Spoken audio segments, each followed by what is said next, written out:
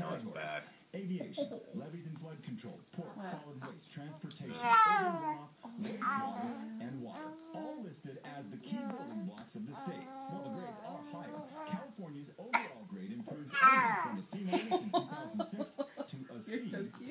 The grade of C is not acceptable today. We owe our grandchildren a condition of infrastructure like we were given.